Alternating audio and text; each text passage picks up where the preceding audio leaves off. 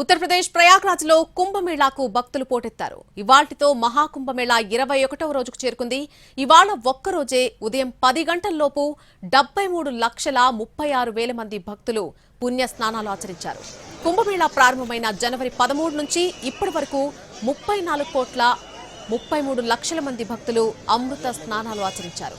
మౌని అమావాస్య రోజు ఘటన పునరావృతం కాకుండా భారీ భద్రత ఏర్పాటు చేసింది యూపీ సర్కార్.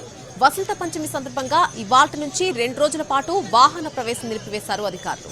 వీఐపీ పాస్లను కూడా రద్దు చేశారు. వాహనాలన్నీ ప్రయాగ్రాజ్ నగరం బయటే పార్క్ చేయాలని సూచించారు. పార్కింగ్ నుంచి కుంభమేళాకు బస్సులు లేదా కాలినడకన ఘాట్లకు చేరుకోవాలని హెచ్చరించారు.